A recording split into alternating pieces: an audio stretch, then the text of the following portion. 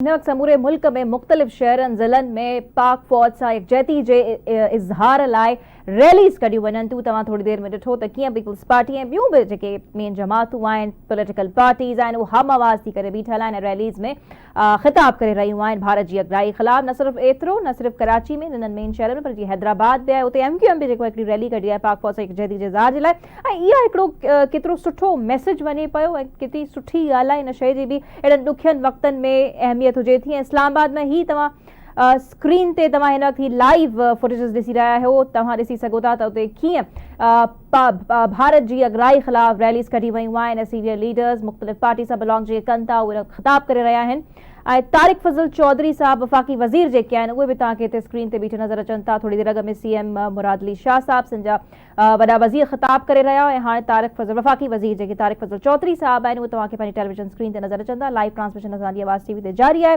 भारत जो बुज़दिलाणो हमलो ऐं तव्हांखे असीं हिन ट्रांसमिशन में ॿुधायो बि त भारत खे केॾो वॾो नुक़सानु पहुतो आहे। पर द गुड थिंग इज़ असां उहा ख़ासि करे हाईलाइट करण जी कोशिशि कंदासीं त कीअं समूरियूं पॉलिटिकल पार्टीज़ जंहिंमें ज़ाहिरा लखे इख़्तिलाफ़ हुजनि था, पर जॾहिं मुल्क जी सलामती जी ॻाल्हि अचे थी त उहे सभु हिकु आवाज़ थी वञनि थियूं, हम आवाज़ थी वञनि थियूं। ऐं हिन वक़्तु मुख़्तलिफ़ शहरनि में, मुल्क जे मुख़्तलिफ़ शहरनि में पाक फ़ौज सां यकजहती जे लाइ रैलीज़ जेके आहिनि नाज़रीन कढियूं वञनि थियूं। ऐं भारत जी अगुवाई ख़िलाफ़ रैलीज़ तव्हांखे नज़र अचनि बि थियूं पंहिंजी टेलीविजन स्क्रीन ते।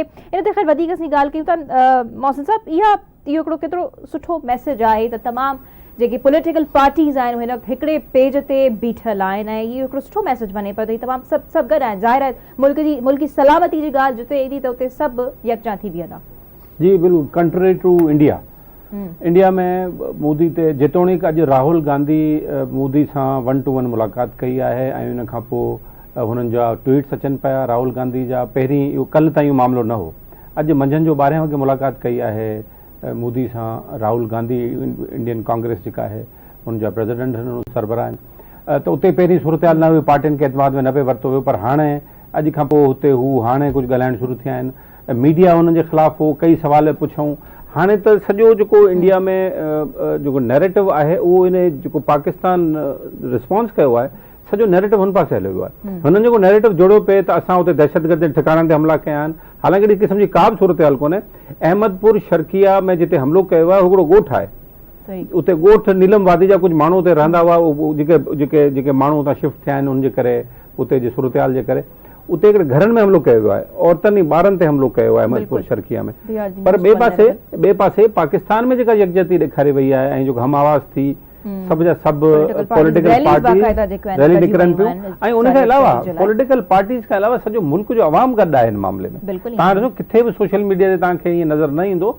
मजमूई तौर ते इंडियन इन रिस्पॉन्स खे पाकिस्तान जे जेको पाकिस्तान एयरफोर्स रिस्पॉन्स कयो आहे हुनजी तारीफ़ कई वञे पई। ऐं सॼो मुल्क हिकु मुठ थी बीठो आहे ऐं उन्हनि खे जहिड़े तरीक़े सां ऐं ॿी इंटरनेशनली रिकग्नाइज़ थी चुको आहे त इहा जेका वार चंद मिंटनि जी हुई इहा पाकिस्तान खटे चुको आहे। इहा जेका जंग या चंद मिंटनि जी राति जे पहर में इहा हुई, इहा पाकिस्तान खटे चुको आहे। ऐं इहो पाकिस्तान ॾिसो अंदाज़ो लॻायो, दुनिया खे बि ख़बर पइजी वई हुई त जेकॾहिं इंडिया वॉर शुरू कंदो ख़तमु असां कंदासीं।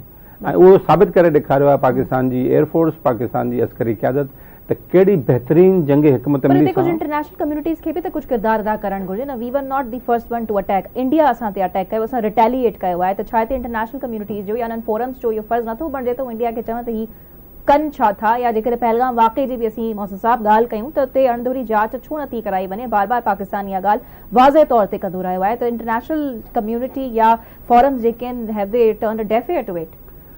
जी न, मां सम्झां थो US इन में रिस्पॉन्स कयो आहे, चाइना, रशिया ऐं उनखे अलावा ईरान ऑफ कोर्स ऐं जेके ॿिया मुल्क आहिनि उन्हनि UN तव्हां ॾिठो त कल्ह सलामती काउंसिल उन्हनि कीअं रिस्पॉन्ड कयो आहे। तव्हां हुननि जी लैंग्वेज ॾिसो, उहो सभिनी जी लैंग्वेज ज़ाहिर आहे उन्हनि जो इंडिया सां बि वास्तो आहे, हर को इंडिया सां बि तालुक़ रखणु चाहे थो। त तव्हांजी हुननि जी जेका लैंग्वेज ऐं टोन आहे it's more favourable to Pakistan. तव्हांखे मां सभई खणी ॾेखारियां जेके बि हुननि जो स्टेटमेंट्स आयूं आहिनि, जेके बि वीडियो स्टेटमेंट्स हलनि पियूं। US स्पोक्स पर्सन जी स्टेटमेंट मां थोरी देरि पहिरीं ते हलाई पई ऐं उहो छा ॻाल्हाए पियो उन तव्हांजे साम्हूं आहे। ईरान छा ॻाल्हायो आहे, कंहिं बि ईअं नाहे चयो त पाकिस्तान पंहिंजो ज़िम्मेदार आहे हिन जो। हर कंहिं इहे चयो आहे त उनजी टोन मां इहो ज़ाहिर थिए थो त इंडिया अॻिराई कई आहे। ऐं अमेरिका एतिरे हद ताईं बि चयो भई हाणे पाकिस्तान ऐं इंडिया जेको कुझु थियो आहे हाणे तव्हां ॿिन्ही पंहिंजो करे वरितो आहे, हाणे तव्हां चुप करे वियो, हाणे वधीक तव्हां हिनखे एस्केलेट न कयो। अॼु सुबुह जो जेको मिस्री आहे उन्हनि जो स्पोक्स पर्सन फॉरेन ऑफिस जो हुन जेका सुबुह जो प्रेस कॉन्फ्रेंस कई इंडिया में न्यू दिल्ली में, उन हिकिड़ो लफ़्ज़ इस्तेमालु कयो त असां जेको अटैक कयो आहे इहो नॉन एस्केलेटरी आहे, माना हिनखे असां वधाइण नथा चाहियूं। हाणे हुनजे रिस्पॉन्स में अॼु पाकिस्तान जे नायब वज़ीर आज़म ऐं फॉरेन मिनिस्टर इसाक डार साहब रिस्पॉन्स कयो आहे त जेकॾहिं भारत हाणे हमिलो कंदो त पोइ असां कंदासीं, one thing. Second thing, Rana Sanaullah जो बयानु आयो आहे त भारत हाणे हमिलो कयो त वरी साॻियो हमिलो कंदासीं, त असां पंहिंजो जवाबु ॾेई छॾियो आहे। इहा मुंहिंजे ख़्याल में पाकिस्तान जेको बि राति जो कयो इहो डिफेंसिव हो, इहो पंहिंजे बचाव में कयो वियो। पाकिस्तान जी हा, हिकिड़ो मां थोरो टेक्निकली सम्झायां तव्हांखे, वॉर में छा थींदो आहे, हुननि हिकिड़ो हमिलो कयो, पाकिस्तान हुनजो जवाबु न ॾिनो, हुन हमले खे डिफेंड कयो हुननि। हाणे पाकिस्तान जेकॾहिं इंडिया UN रेज़ोल्यूशन जो हिकिड़ो आइन आहे 51 प्रोविजन आहे 51, उनजे तहत पाकिस्तान हक़ रखे थो त इन जेको हमिलो हुननि कयो आहे सिविलियन आबादी ते उनजो जवाबु ॾियनि।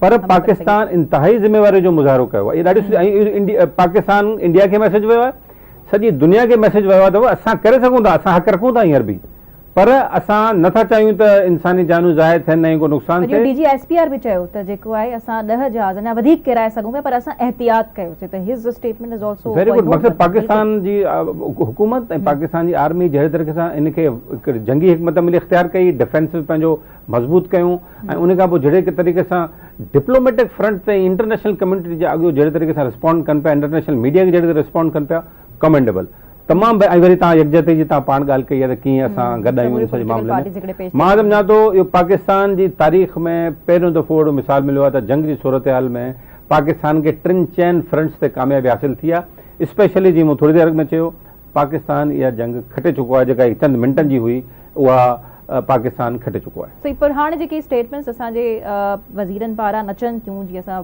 ॻाल्हि कयूं इसाक डार साहब जी, उन खां अलावा राणा सनाउल्लाह साहब जेके स्टेटमेंट्स ॾिनियूं त भई हू हाणे जेकॾहिं को ईंदो रिएक्शन असां पोइ डिफेंड कंदासीं या असां बि रिटेलिएट कंदासीं, त हाणे छा थो लॻे त कहिड़ी सूरत हाल पैदा थी सघे थी? पाकिस्तान जी पोज़ीशन स्ट्रॉन्गर आहे, तयारु आहे रिटेलिएट करण लाइ बि, पंहिंजो पाण खे डिफेंड करण लाइ बि, पर छा सम्झो पिया जेको इंडिया पंहिंजे शहरनि खे छा ॿुधाइणु चाहे पियो त असां हीअं करे आयासीं ऐं हाणे थोरो घबराइजी बि वियो आहे, पर हाणे नेक्स्ट स्टेप छा आहे, छा थियणु वञे पियो? हिकु त डायलॉग जे लाइ रेडी कोन आहे ऐं अटैक जी ॻाल्हि करे थो, वरी टोन में बि तब्दीली आई आहे, त एक्सपेक्ट छा कयूं हाणे असां? अॼु लैला CNN हिकिड़ी स्टोरी कई आहे सुबुह जो, CNN हिकिड़ी स्टोरी कई आहे त भारत जे मीडिया जो जेको जिंगोइज़म आहे उहो उन्हनि सॼो एक्सपोज़ कयो आहे। उहा ॾाढी सुठी CNN, हालांकि हुननि जो लीनियंसी घणी भारत ॾांहुं हूंदी आहे, पर हुननि जो जिंगोइज़म आहे हुननि जो, हू सॼो नेशनलिज़म उनखे कनि पिया, हक़ीक़त ॿुधाइण जी कोशिशि में कोन्हनि, तयारु करनि पिया, हुननि खे छा शिकस्त मिली आहे उहो ॿुधाइण लाइ तयारु कोन्हनि, हू बसि चवनि पिया असां लाइ छा करे छॾियो, असां हमला करे छॾिया आहिनि, हुननि ख़बर आहे त हुननि शिकस्त खाधी आहे। हाणे सुबुह जो मां जीअं उथियसि, मां राति जो सुम्ही पियोसि, मूंखे ख़बर न पई, सुबुह जो मूंखे फ़ोनूं आयूं ऐं फ़ोनूं अचनि पियूं त जंग लॻी वई आहे, तव्हां किथे आहियो, छा आहे वग़ैरह वग़ैरह जीअं थींदो आहे। मूं सुबुह जो थोरो जाइज़ो वरितो, सभु शयूं थियूं, पोइ सुबुह जो 9 सवा 9 भरे मूं हिकिड़ो पंहिंजे सोशल मीडिया ते हिकिड़ो मैसेज छॾियो आहे, मूं चयो रिलैक्स, इट्स ओवर नाउ, इहो जंग मुंहिंजी नज़र में न वरीड त थियण जी आहे, सिचुएशन आहे, पर मुंहिंजी नज़र में हीअ जंग ख़तमु थी चुकी आहे। मुंहिंजी पंहिंजी ज़ाती राय आहे, उनजो सबबु इहो आहे त पाकिस्तान भरपूर ज़िम्मेवारी जो मुज़ाहिरो कंदे पंहिंजो डिफेंस बि पूरो कयो आहे, पंहिंजो उन सां हुननि जे मथां अटैक बि कयो आहे, हुननि जो नुक़सान बि कयो आहे, ऐं उन जे लिहाज़ सां दुनिया जी दिलि बि खटी आहे। ईअं न आहे त सिर्फ़ु असां पाकिस्तानी सभु गॾु आहियूं ज़ाहिर मामले में, पर दुनिया जी बि दिलि खटी वई आहे। ऐं अॼु जेको जहिड़े तरीक़े सां हुकूमत रिस्पॉन्ड कयो आहे, प्राइम मिनिस्टर साहब, नायब वज़ीर आज़म साहब, वज़ीर ख़ारजा जेके असांजा आहिनि, राणा सनाउल्लाह साहब, उन्हनि जहिड़े तरीक़े सां रिस्पॉन्ड कयो आहे त उन्हनि असांखे ॿुधायो त हाणे असां हाणे हमिलो न कंदासीं, पर जेकॾहिं भारत ॿीहर हमिलो कंदो त पोइ इन खां वधीक रिस्पॉन्ड हुनखे मिलंदो। इन दिस सिनेरियो मां सम्झां थो हाणे इहो डीस्केलेट थियण सिचुएशन शुरू थींदी, इंटरनेशनल प्लेयर्स विच में अची विया आहिनि, अॻे अची विया हुआ, पर उन्हनि इंडिया खे ॾिसो थींदो छा, मूं कल्ह बि ॻाल्हि कई हुई, इंडिया खे उहो फेस सेविंग ॾियणु चाहिनि था, इंटरनेशनल कम्युनिटी इंडिया खे फेस सेविंग ॾियणु चाहिनि था, उहो राति जो हुननि खे ॾेई मिली वई आहे। हुन चवंदा आहिनि जेको तव्हांखे ड्रम बीटिंग करणी आहे करियो, पर बहरहाल हीअ हाणे मामिलो न करियो, पाकिस्तान पंहिंजो करे छॾियो। हाणे जेकॾहिं इंडिया अॻिराई करे थो त सॼो ब्लेम हाणे इंडिया ते वेंदो, जंहिंजो चांस मूंखे हाणे 5 to 10% लॻे थो, ऐं जेकॾहिं सूरत हाल डीस्केलेट वधीक थी त इट्स ओवर नाउ, असां रूटीन में अची वेंदा।